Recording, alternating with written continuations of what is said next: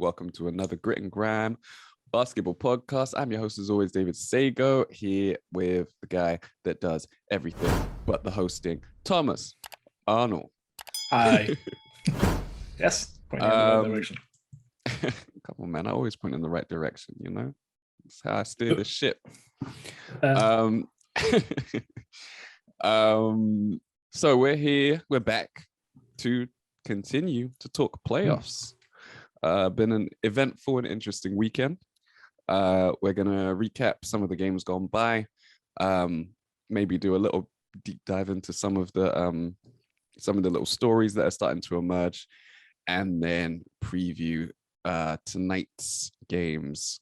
Well, the next game in every series, I guess. So we have. We're gonna start with last night's game. So that's Monday night's games. I'm not going to start where I said I'm going to start. Screw it. You couldn't resist. It's at the top of the list now. The Boston Celtics eliminated the New Jersey Nets. We calling them the New Jersey Nets again? Yeah. The Brooklyn Nets in a 4-game sweep. I'm sure you're happy about that. Where did they go wrong? So, well, I actually read this an article that was talking about it, and that it didn't start to go wrong now, as in when they started the playoffs and when they got to play against the Celtics and they had to prep for that.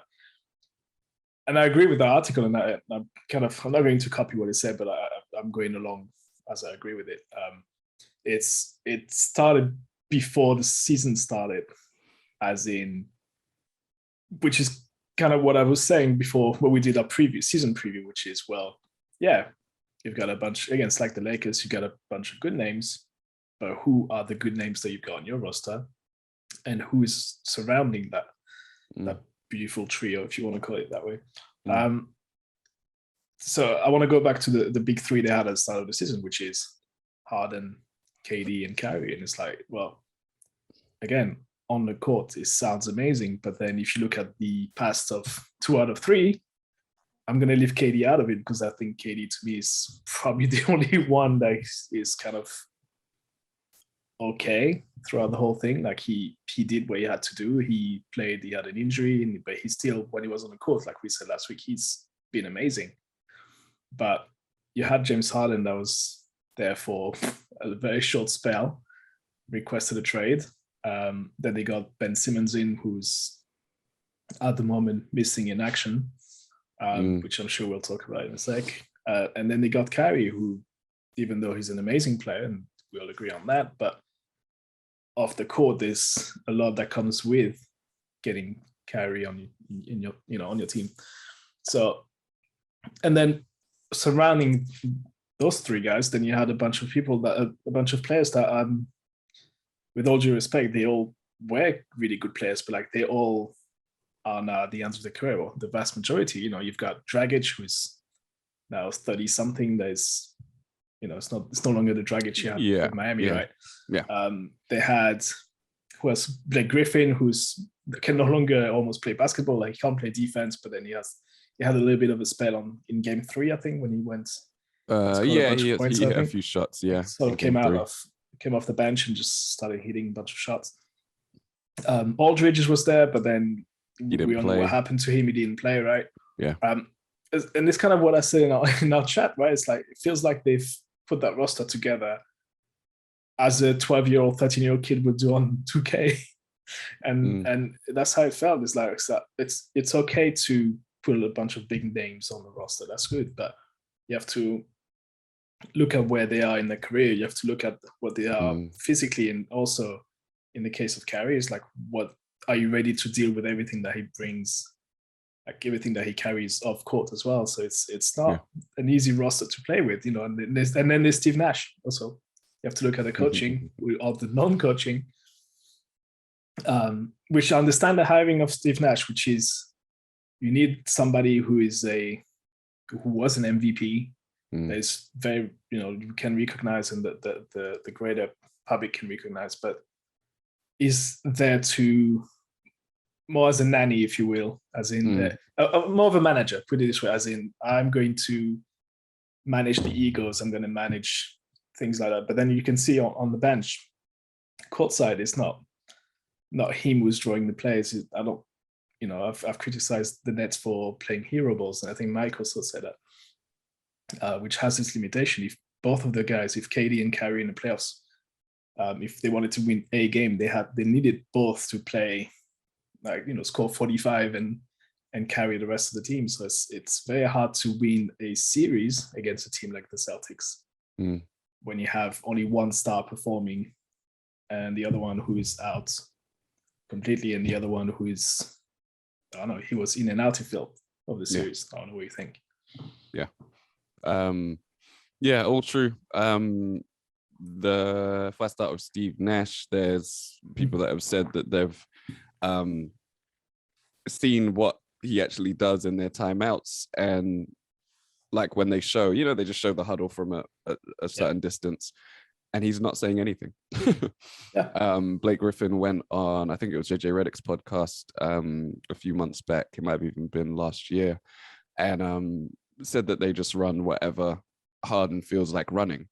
And that might sound awful, but I also know that Nash and Harden had a really, really close relationship. So it might be a thing where they sit down and plan stuff together, and then Harden just goes out and executes. Like, Nash doesn't have to say anything to him when they're out on the court because all the work has been done before, right? They don't have James Harden anymore. Exactly.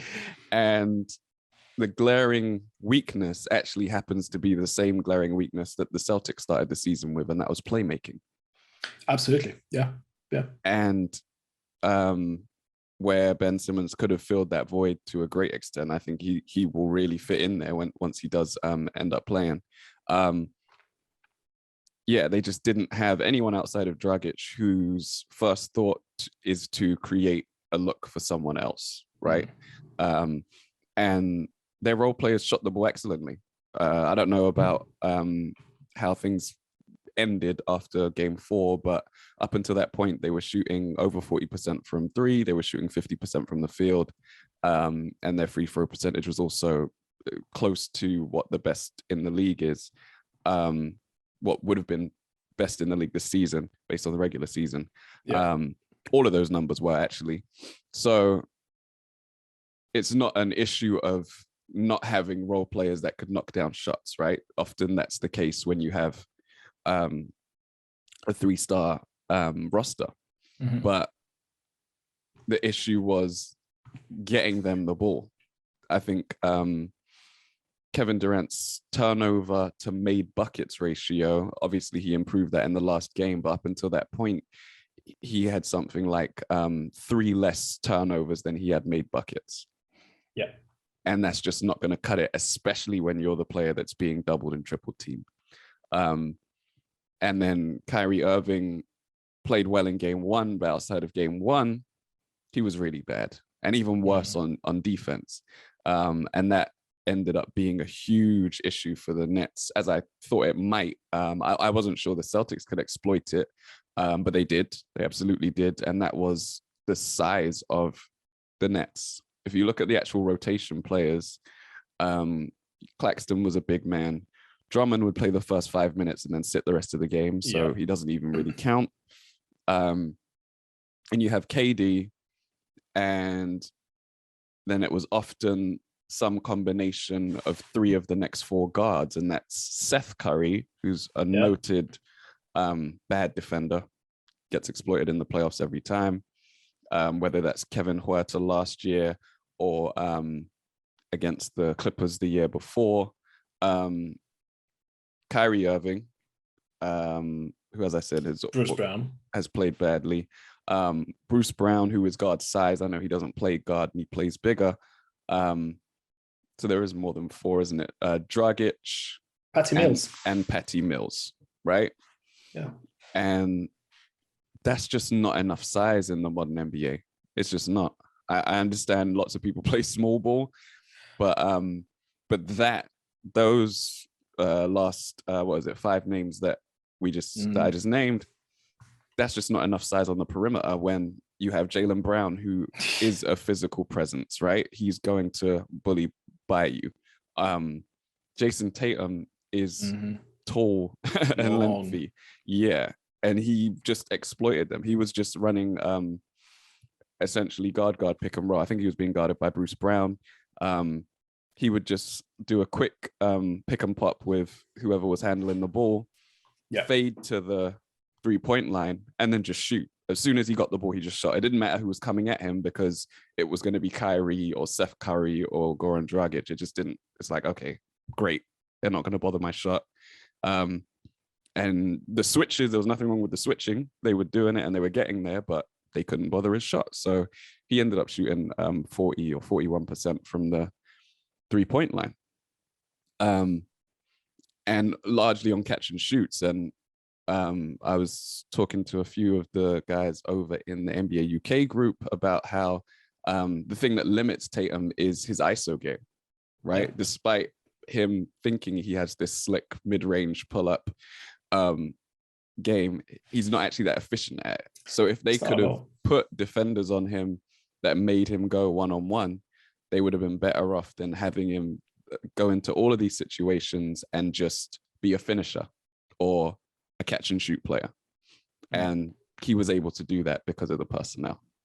But yeah, I mean, credit Boston as well. These weren't 4 blowouts, right?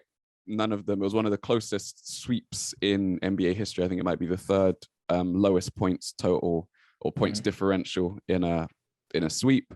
They were all close games, so Boston still had to execute. I mean, you can just look at the stats for Game 4, right? Which is kind of, it does mirror the rest of the series. Whereas, like, if you look at the field goal percentage, I mean, Nets shot 50.6 and Celtics 47. So it's 3%, but it's super close. 37 for threes, 37% threes for the Nets and 40% for the Celtics. It's 14 threes and 13 threes. So it's even. I think why it hurts, it's actually funny in Game 4, it's the free throws. I mean, do you see Claxton? Oh man, set the record. Yeah, 10 in a row. Most consecutive free throws missed without a make in the playoffs. He broke Shaq's record, which was 8, I believe. Yeah, it was 8. Now it's 10. So where it hurts is actually 58% free throw shooting versus 82% on the other side. So you go, okay, fine. It's only a point because they shot 29 free throws and made 17. On the other side, Celtics made 18 for 22. But then if you score 80%, that's 30% more. Like that, it gets you to 24, 25. So that's another 8 points. What does that give you? That gives you a W.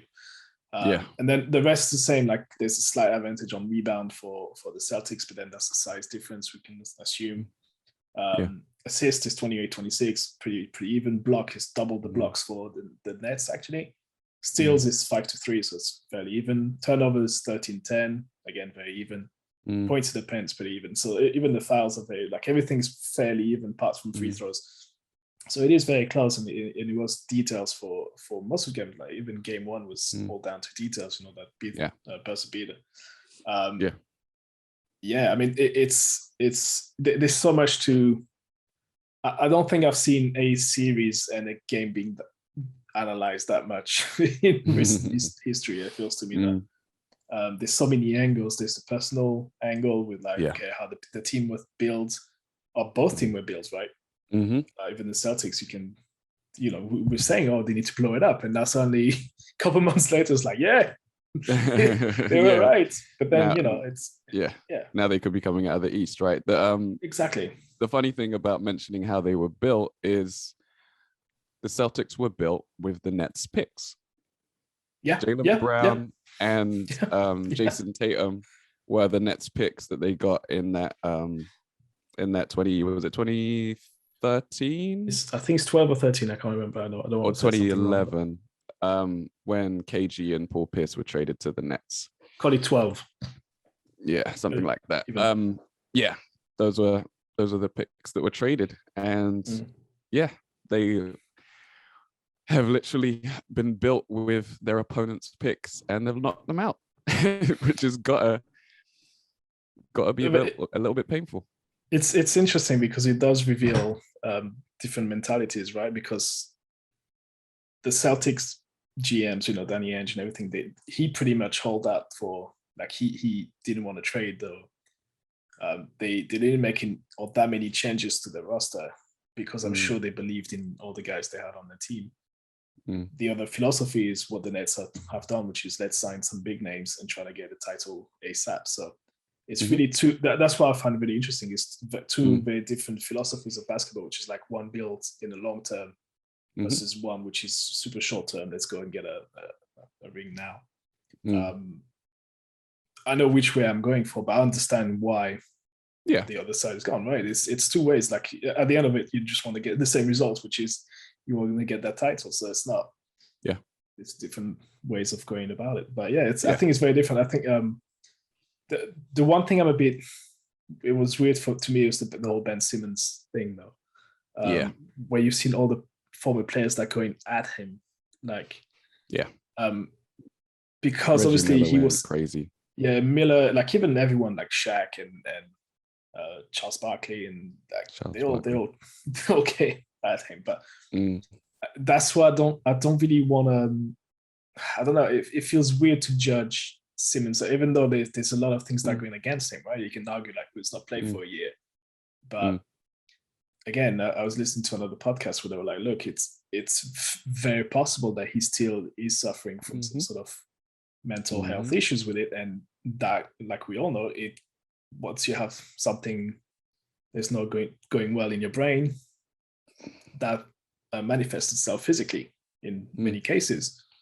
And I wouldn't be surprised that that's what happened to him. Like, he did train, he was ramping up to play, and then suddenly a day or two before, it's like, well, okay, we all take the piss. It's like, back spasm. Some people play with broken fingers, like Embiid is playing with a with a torn ligament in his hand. It's like, but you can't compare every situation like that to, well, you can't say like, oh, that player's done this and he should be able to. It's very hard to judge. So that's why I'm like, I woke up and I was in one of those moods where I'm like, let's take the piece of Ben Simmons. But then the more I was thinking about it, I was like, it's not as straightforward as those former NBA players are like making it to be. So I like to know a little bit more about it.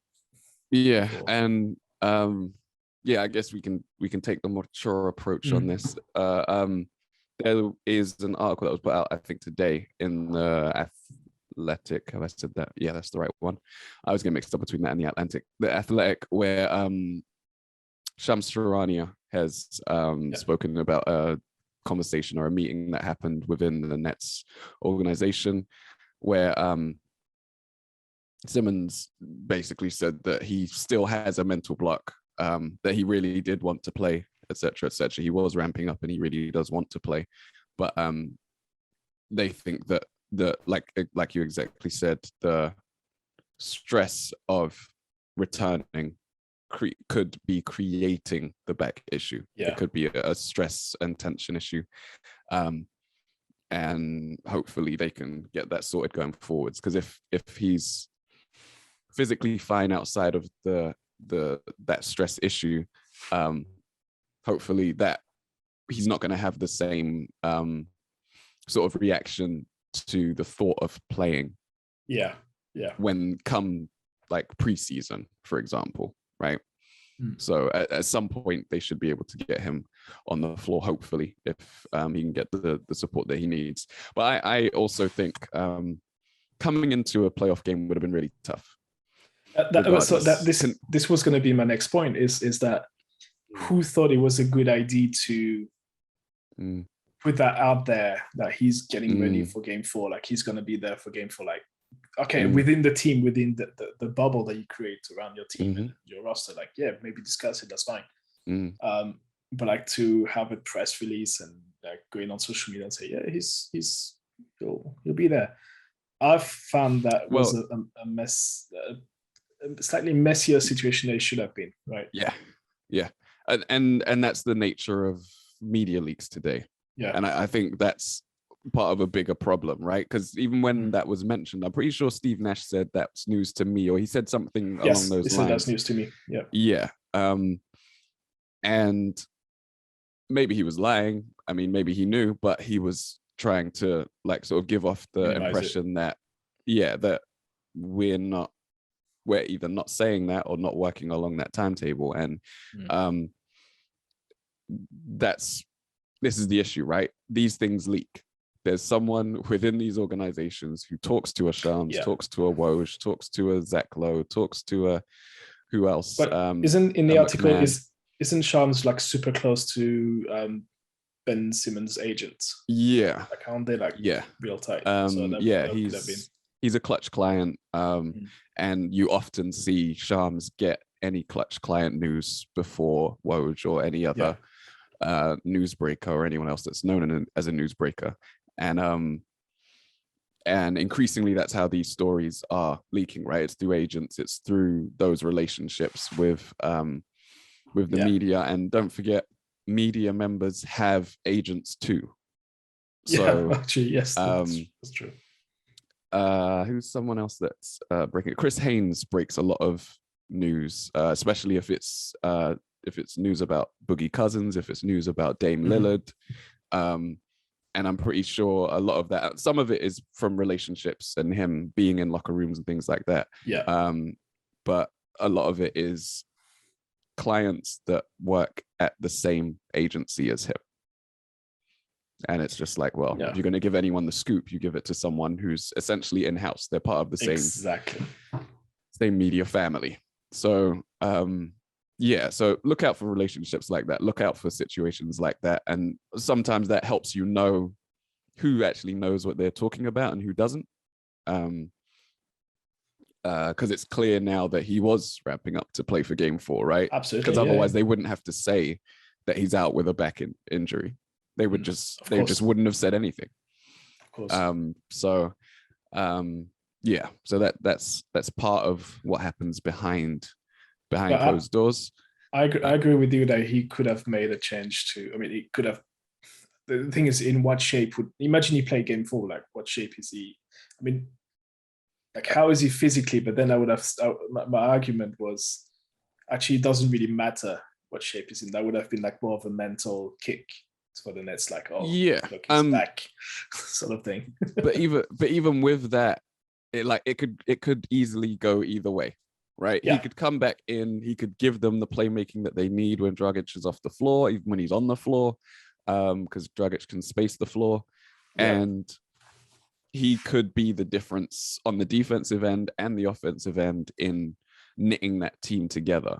But then at the same time, Game 4 came down to free throws, didn't it? Yeah, sort of.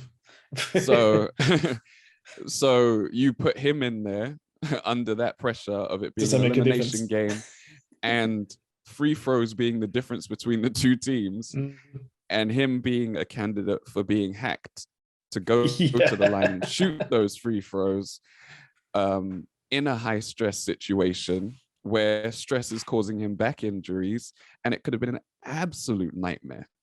Yeah, I think it would have been a disservice to have him in there. I think he would have been in the long term. That could have been a disservice to bring him in. But for again, his confidence and everything, like at that point, were they going to come back and win the series 4-3? Nah, so you don't need to. Yeah, you don't need to. I think it's like bring him back nice and easy, like you said, summer game, like preseason, whatever you want to call it. But and then if he was able to come back, I think that his role would have been like, okay, try and play some defense on JT, but it's like even that I don't even know if it's a great if it's good for him, because it's like, imagine JT starts going on a shooting turn, you're like, oh god, can't even do anything. So I think it was, I don't know, badly managed. I don't even know. Like we said, there are leaks. It's a bit.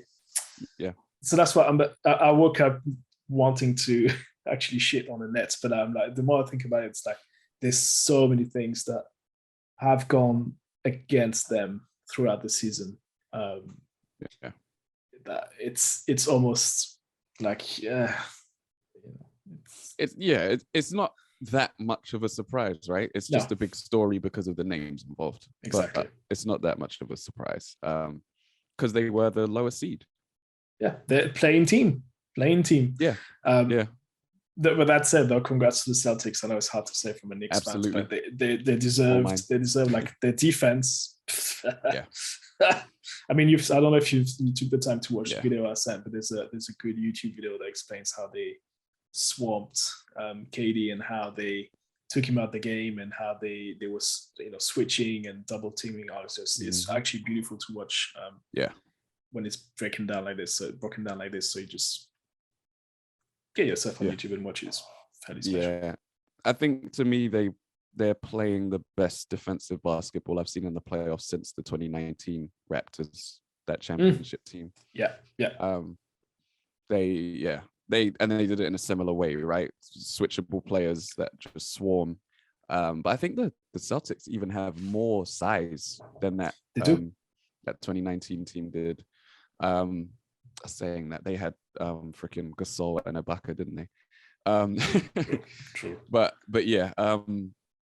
excellent defense, and that's going to be their calling card throughout these playoffs. If they can stop you, you're going to have a real problem. And thinking about it, I guess Giannis could be one player that could break through that with his combination of size, speed, and strength. And historically they've had trouble guarding Giannis anyway, especially like MVP level Giannis. I don't know if they'll end up coming up against Embiid further down the road, but I think if Miami end up on the other side of the bracket, I think they can clamp them up. It'll be an ugly series, but they could they could get revenge for the bubble. Sure. It's quite nice. I'm just a bit it's a pity because I kind of, you guys sold me last week on that Sixers Nets series with hopefully Ben Simmons being back playing against Embiid. I was really hyped for it, and it's not gonna happen. But it's okay. We'll save it for next season. Yeah, should change fast, right? Yeah, life comes at you quick. So again, congratulations to the Celtics. No, we're so happy. So happy for them. Moving on to a series that is just capturing my imagination. The Raptors and the Philadelphia 76ers. Philly went up 3-0, and now it is 3-2 with the series headed back to Toronto. Yeah. This one also. This is crazy because I made a joke. I probably should have put it on social media. I might have gone viral. That, Doc Rivers is up 3-1, can't possibly lose, right? And I said that because he has blown, I think, is it 3 or 4 3-1 leads? At least 3. In the playoffs. Nuggets, Clippers, Pistons, Magic, and then, what was it? Philly, Atlanta last year. I don't know if there's another one in there somewhere. And I said it as a joke. And then, behold, the Raptors win 2 on the bounce. One without Van Vliet for half the game, one without Van Vliet for the whole game.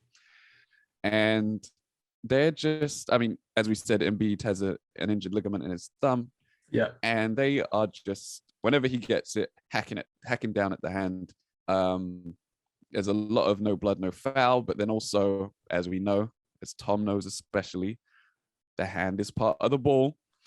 So they're well within their rights to slap down at the ball. If they get some hand, deal with it. And every possession, it seems like Embiid is having to, work his hand, and you see him looking at it and trying to get it back in. The problem that they have with that injury is it's on his shooting hand, so they can't even numb the site, right? Can't touch it. With a lot of injuries, you might do something to sort of numb the pain so that you can at least get through the game and then deal with the repercussions afterwards. He needs it to shoot. He needs his touch. He needs to be able to feel. So he's just toughing it out. And man, boy, did his supporting cast not show up for him in the last game. I couldn't believe it looking at the totals. Yeah, if you look at the stats, I mean, the funny bit is that Embiid's been asking James Harden to do more, which is funny because I saw that, because it's not the first time that since Harden's joined that Embiid is like, oh, we need you to step it up. Yeah. I've seen this meme earlier on of a picture of Embiid checking his watch. And if somebody said, Embiid is just checking the bus timetable so he can throw Harden under it. So it's just literally, he came out with this quote that was something along the lines of, we need him to do more, but and I've been telling him that, but maybe it's not my job to do it. Maybe that's the coach's job to tell him he needs to move his ass, basically, which is always a good way to get yourself in the good books of your teammate. Everyone else always to say, it's not my shit to do. But like you said, so the rest of the team, though, because Embiid's got 20 and 11 in the last game. What are we on? Game 5, right? 5. Yeah. Which is pretty good with a broken thumb, basically. Yeah. Then the rest of the team, like Tobias Harris had 16 again. That's pretty much where he does. Danny Green 14. Maxi's got 12, and then Tyrese Maxey's not playing game 6 because he's not allowed to get to Toronto. So James Harden is going to have to. No, we're sorry, it's not Maxey, it's Thibault. Thibault, yeah. Sorry, who had 2 points. So big loss, right? So he's not going to. But that's less rotation, right? He was only -1, right? His numbers look terrible, but he's out there for defense, and he was only a -1 on the game. I'm not sure exactly which lineups he was a part of to come out with that, but you look at the starting lineup, and Embiid was a -4, everyone else is a -10 or worse, and that Danny Green 14 points was actually something of an uptick for him. He doesn't normally score up in double digits like that, and he shot the ball really well, which you can't say for anyone else in the starting lineup. And I think just looking at the point totals, like, sure, Maxey had 12, but he shot 35% from the field. Sure, Tobias Harris had 16, but he shot 37% from the field. None of them shot well from 3. And that's normally what happens when you only score 88 points in a basketball game. Isn't that a record, the 8 for 31 3-point shooting from the Raptors? I think it's 25% shooting, but I think it's like the lowest made threes for a team that took over 25 threes in the playoffs, something like that. Like, some of the stats are ridiculous in this game. Like, both teams shooting 25 and 27% threes from 3. In today's NBA is absolutely mad. And then the Sixers shooting 38% field goal, and the Raptors 51. That's fine. Again, free throws is cool. Rebounds the same, assists the same. Block 6 more for the Raptors. Everything is fairly even, actually, if you look at it, apart from the field goal percentages. But that's I remember I said last week that I actually picked the Raptors to win this series, and then I changed my mind and switched it to the Sixers. And this was why, right? Obviously, Embiid is injured, but if you look at the way that they swarm him, that's something that they had always done well during the regular season, except for I think 1 or 2 matches this year where he's managed to actually score on them. But he's actually come out and said they do a good job of just bothering me with numbers, and he can't see where the doubles are coming from and stuff like that. And I think that was the case with game 5, sorry. And that is why part of me wanted to pick the upset. And then you've got just to speak on the other side, like, Siakam had a really good game. I think he's almost on triple-double, but by 3 assists or something. Yeah, he's also like I remember I watched a bit of the game 1 highlights, and I was like, because I'm always on the fence with Siakam. It feels like he's always spinning around when he's attacking the paint, like he's always doing this good move, and like he feels like he's about to lose control, but then he somehow.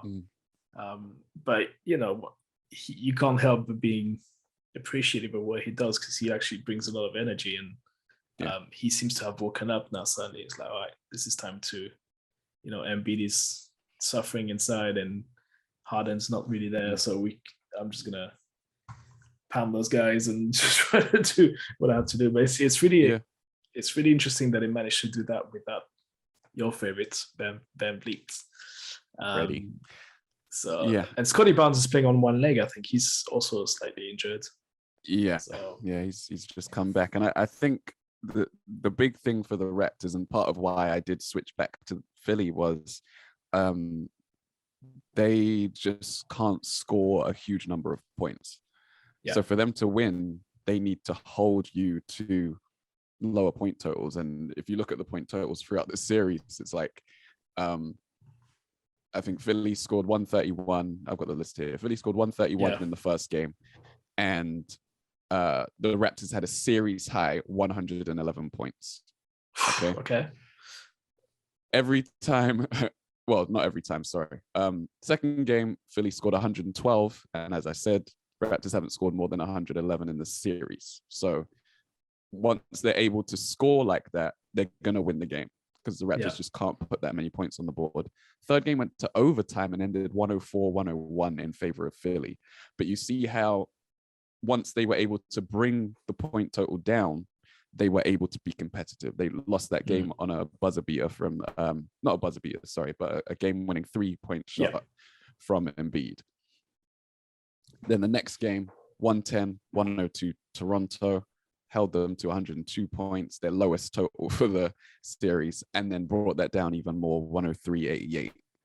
And if they can hold them, if they can keep their offense down, they can win these games. It sounds like the Sixers are running out of gas, basically, right? Running out of petrol, running out of that Harden steam. Can't afford to have on his jacket again. But but it's really interesting, because they look like the Sixers. They look like favorites at the start of it in the East, or one of the contenders to get to the Eastern Finals. But it feels like, again, they can't find the second gear or the third gear to go past a team. I mean, maybe we're being too looking down at them, and they might completely win by 30 in the next game, right? And then that's it, they're through. But there's still that Rivers curse that is there, that we cannot just say, well, it's fine, they'll do it. But no. Come on, Glenn. Can be so funny. Win one game, Glenn. Well, it'll be the first. It would be funny, because he'd be the first coach to lose a game from being up 3-0, right? And the other funny narrative that goes along this series is people criticizing Jokic because they expect him to win a second MVP over Embiid, and they were like, "Well, Jokic is getting swept, so what does this tell you about the the MVP award?" Blah blah blah. And it's like, first of all, regular season award. Regular season, like, it makes no, exactly. just get over it. And then now look. Which is, by the way, a reason why there's it's the finals MVP, but there's some sort of MVP for the playoffs, right? It's not just the finals; it's across the whole thing. But I agree. It's there's like, Embiid is also suffering. He's part of that the three that made it to the MVP finals. So it's like, don't judge on the playoffs. But in terms of narrative, that's something I was going to ask you, though. It's like, imagine there's a game 7 and you're a Philly player and you're in the locker room before the game and you're looking at your coach and you're like, this guy's been there and he's lost more than anyone else. Those game 7. Like, how much confidence do you have, like, in what your coach is telling you before the game? You know what I mean? Like, surely you're in that locker room and you're Embiid and you look at Rivers like, we like, there's a curse or something. Like, it's not. It's my turn. It's my turn. Hey, the pressure is going to be on if it goes to a game 7. It is really going to be on. I'm like borderline wanting to be awake to watch that live just to see it, just to witness the madness. Oh my goodness. Oh my gosh. It would be so funny. Anyway, we do need to move on. Oh man. What we got up next? Oh yes, another series with a lot riding on it. Yeah, Dallas beat the Jazz 102-77, blew them out, not even close. So I spoke about the Philly supporting cast not turning up. When you look at the box score for the Jazz, oh my goodness, is it ugly.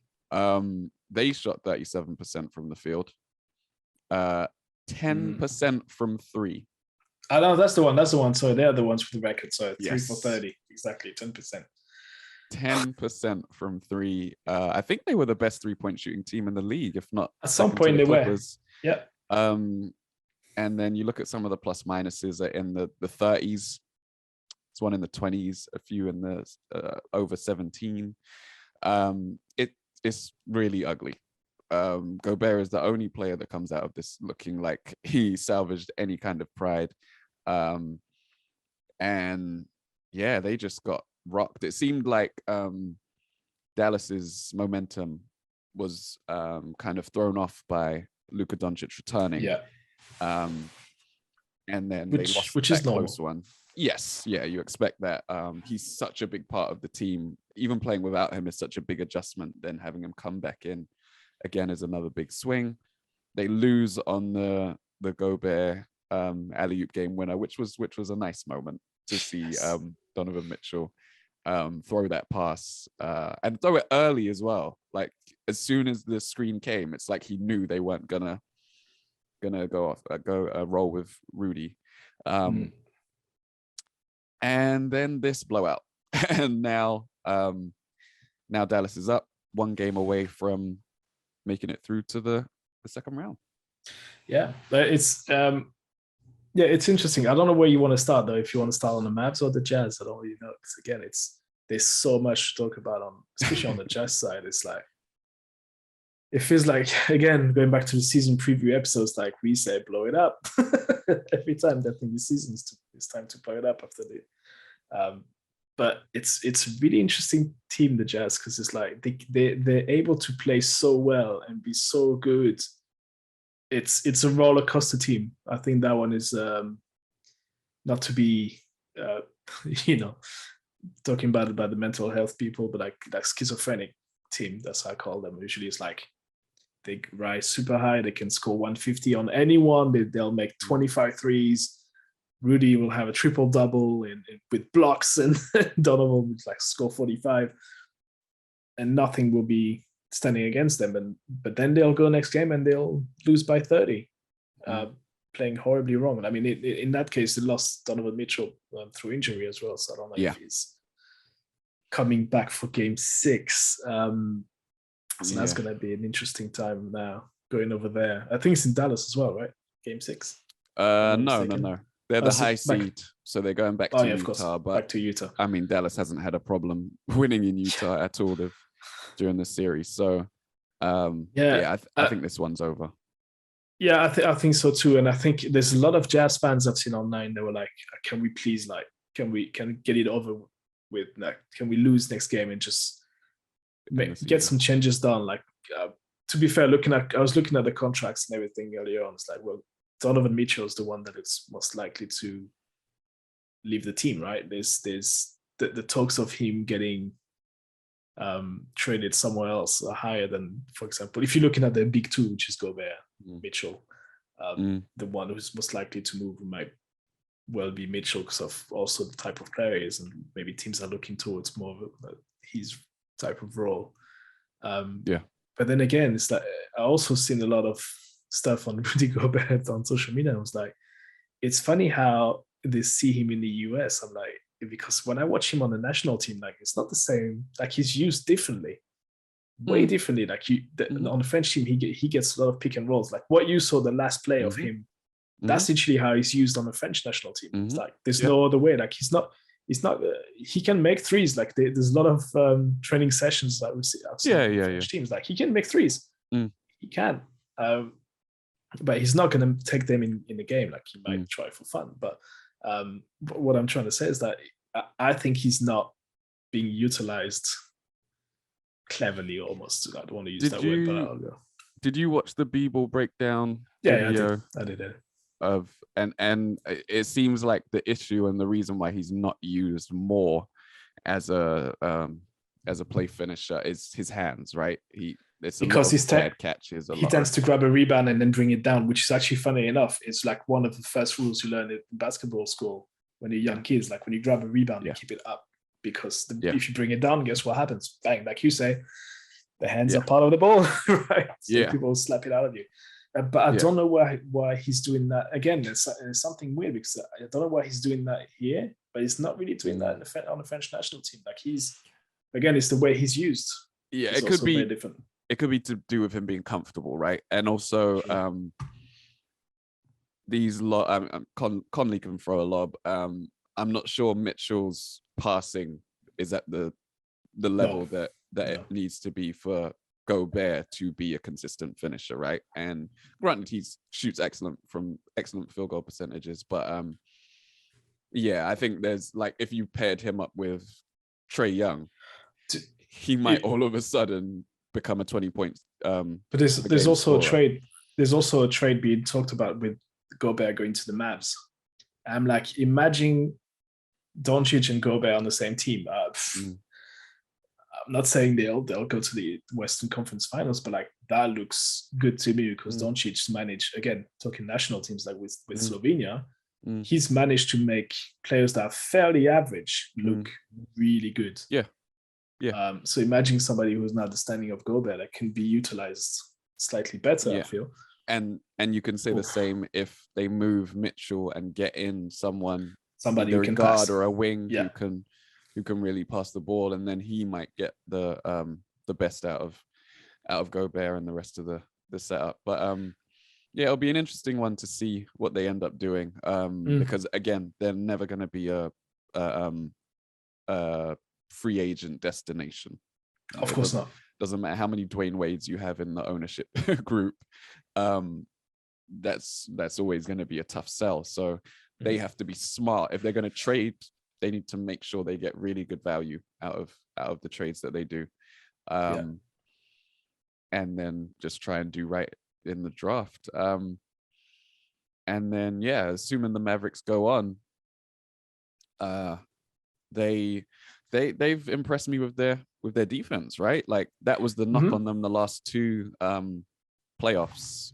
They could score with anyone. They couldn't stop anyone, and they've just held one of the best three-point shooting teams in the league to 77 points. So, but then I like what the Mavs have done with the roster, that because they've got Brunson, is it a coming out party? Not really.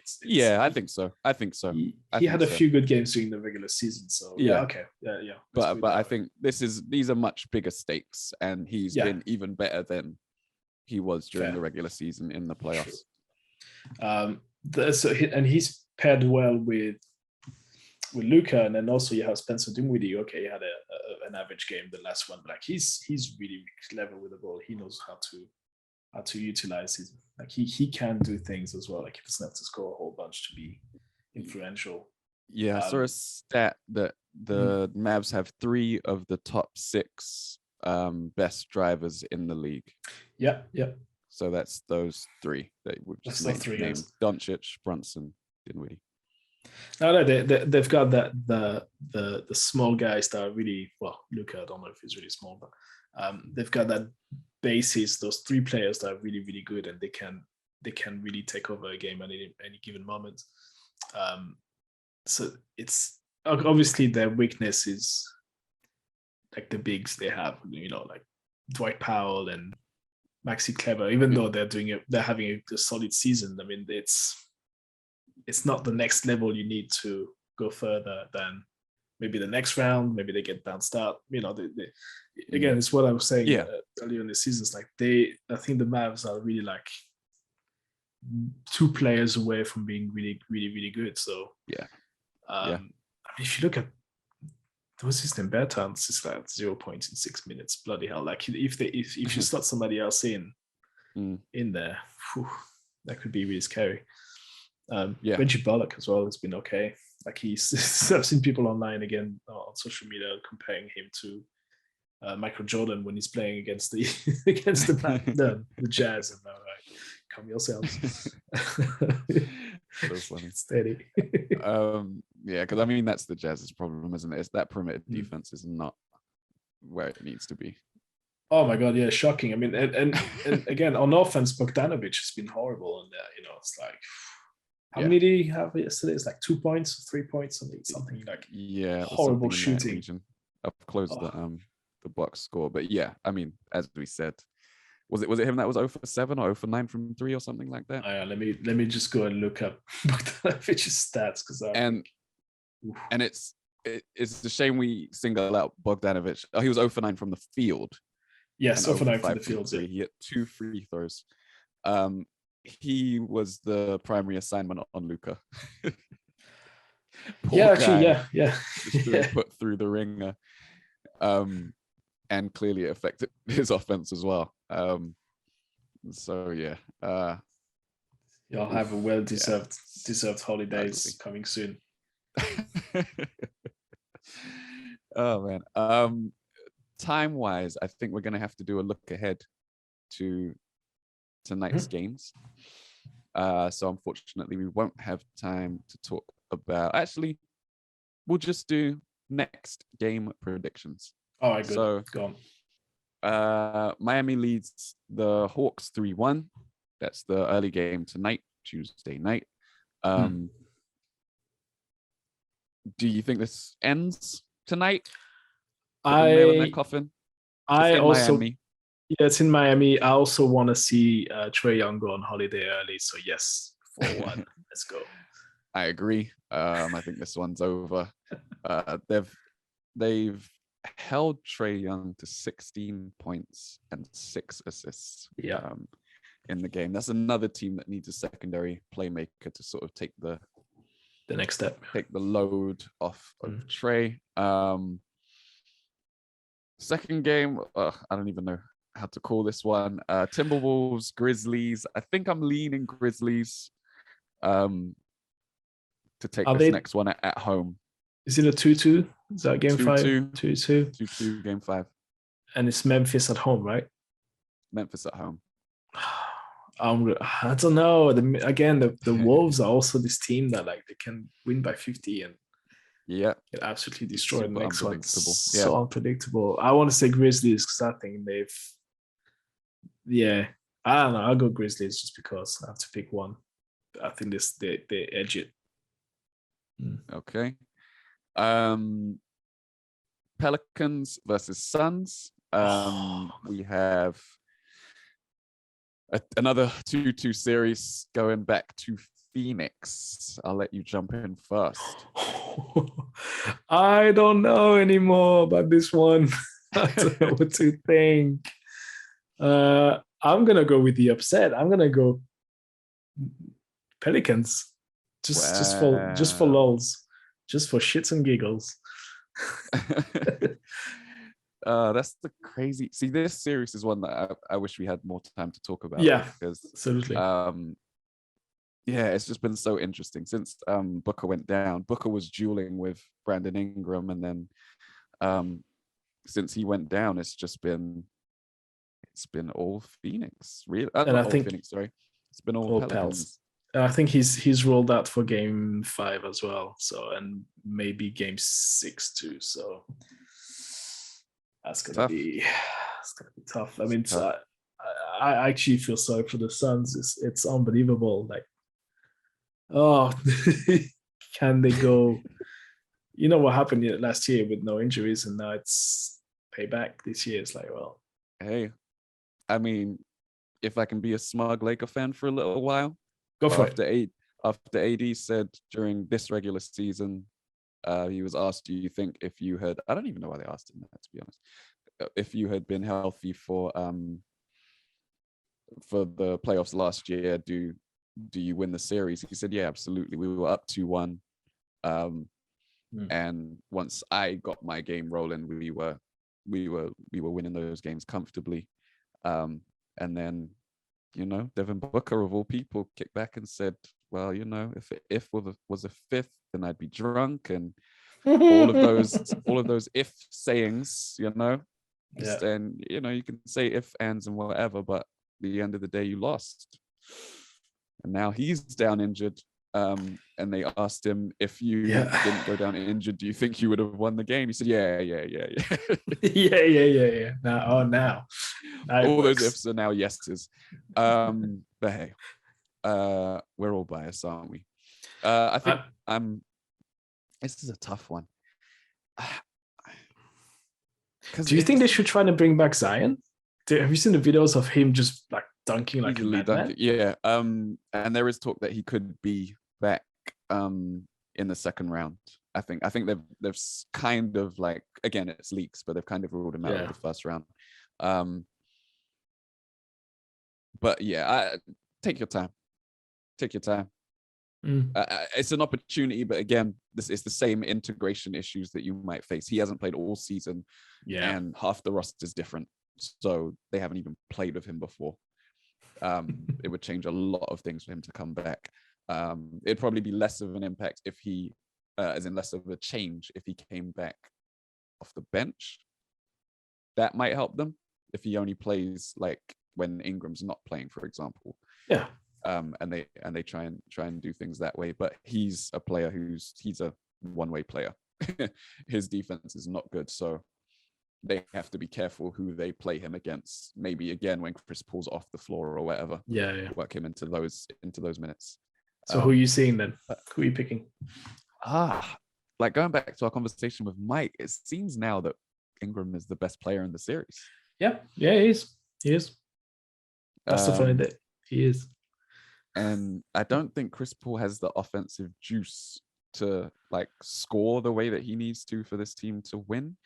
But then, I mean, the Pelicans are a 9th seed. I think the Pelicans eventually win the series. I don't know if they win this game though. Yeah, against the Suns at home. I mean, if it, in the playoffs, it's all about the dynamics and where your team is at, and what's the word I'm looking for? Not dynamic. Well, the dynamics, but also the which momentum. Way the wind is blowing, right? Yeah, momentum. and the momentum, yeah. So it's the momentum right now to anyone who's got eyes is with the Pelicans. So, but again, if you look at the regular seasons, if you look at everything else, but if you don't take into account that Booker's out, you think the Suns should take that. But I might jump on your train and say the Pelicans might win that series, and that's a little bit. That's a little bit. Oh man. Yeah, it could be the coach of the year curse again, right? Could be that. Because he's about to be. But hey, we all know how that goes. Oh no, you messed it up. Jose. Yeah. All right. We've got 2 more games. We've got 2 more games. I'm going to edit that so it's nice and smooth. Milwaukee versus the Chicago Bulls. Game 5, in Milwaukee. I'm taking the Bucks. It's over. Grayson Allen is killing them, which is like the worst and most irritating villain story to me because I hate dirty players. Yeah. This is like when Triple H held the WWE title forever. Look, I don't know WWE, but I agree with the analogy. Well, for you as a Knicks fan, it's like when Michael Jordan won 6 rings. Yeah, but whatever. Anyway, moving on. And then Golden State. Golden State 3-1 up against the Nuggets. Back at what is their arena called now? I was going to say Oracle. It's not even called that anymore. No, it's not the Oracle. It's the something. Oh God, something what is it again? Arena. Yeah, something corporate. There you go. Yeah, so they're going back there, and I think they close this one out for me. I think so. Yeah, even though they look fairly, I was going to say pathetic, but like weak in game. What was it? Game 4. So yeah, they didn't play well at all. And then I think Draymond's trying to do. He needs to chill the fuck out. Do you see that thing where he's going for like the big names' eyes every time? It's like Jokic got poked in the eye by Draymond, and then there was like this thing where he keeps on poking people in the eye. He keeps on poking the best player on the other side. So it's like you gotta chill. Relax a bit, Draymond. Do you remember when he was kicking people in the nuts in 2016? Yes. Yeah, I forgot about that. Yeah. But yeah, I think the Warriors take this one. Game 4 was really close, and as you said, the Warriors didn't play great, and the Nuggets played absolute lights out. Like Bones Highland went on a tear in the first half. Morris couldn't miss, and I don't think that's gonna keep happening. So yeah, you need a few very specific things to happen for the Nuggets to hang in there. So yeah, it's so with that, I mean, I guess that wraps things up. I now have Golden State making it out of the West. Yeah, I think with the Booker injury, that kind of gives them the little edge that they needed to make it out. I'm still leaning Bucks in the East, but we'll see if the Celtics can do a job. With Middleton out, it's gonna be. Do we know how long he's out for? I'm not really sure. I'm not sure if he's meant to come back next, but it's a knee injury, so always tricky. Could be it for the Celtics, man. Sometimes it just opens up. Just opens up for you. Yeah, actually, that's a good call. That it might be that win against the Nets, that thing that takes you to the next level, and that gives you the like we said with the Bucks winning the title. That's something that can. Yeah, and it's the same thing with this. Yeah, I mean, whoever jumps off the Nets head, like Mario, gets a little boost, little extra air. So we can wrap things up there. Get us on social media at GritNGrimePod. Thanks for listening. You can listen on any podcast platform. If you're on YouTube, remember to like, click the bell, and subscribe. And wherever you're listening, please leave us a 5-star review. Love it. And I think that's it. I've been David Sagoe. He's been Thomas Arnal. Production value, yo. Production value. Good night, everyone. Killing them with the budget. And we're out of here.